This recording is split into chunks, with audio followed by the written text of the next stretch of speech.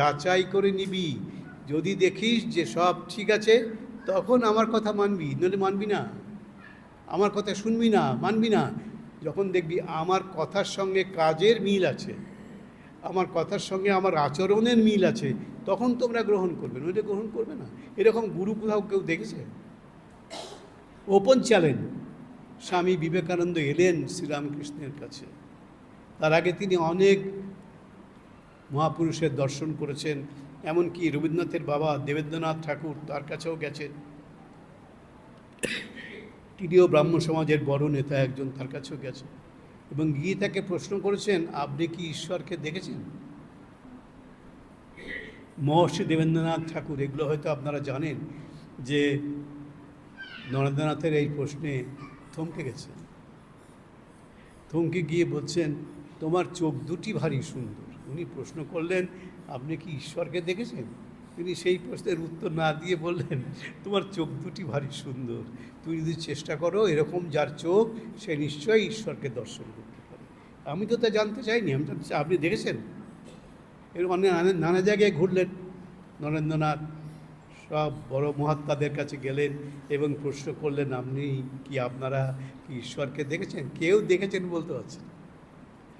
এইবার শ্রীরামকৃষ্ণের কাছে এসে প্রশ্ন করছেন যে আপনি কি ঈশ্বরকে দেখেছেন?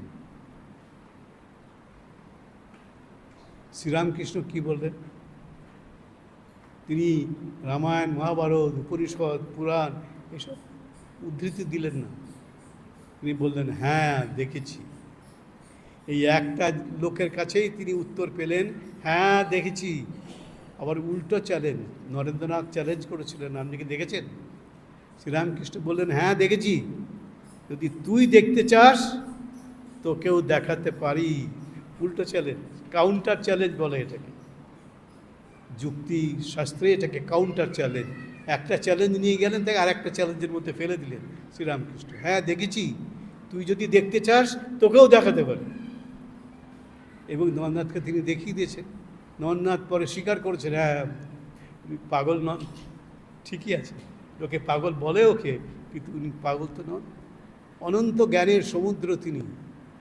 এত জ্ঞান কোত্থেকে পায় যে মানুষ লেখাপড়াই শিখল না, তার কাছে বিদ্যাসাগর গিয়ে থমকে যাচ্ছে। এবং বিদ্যাসাগর গিয়ে বলছেন, আজকে একটা নতুন কথা শিখলাম। তিনি বিদ্যার সাগর, যার বিদ্যার শেষ নেই, তিনি এই মূর্খ মানুষটির কাছে এসে বলছেন, আজকে একটা নতুন কথা শুনলাম। তাহলে বিদ্যাসাগরকেও নতুন কথা শুনতে হচ্ছে এই মানুষটি।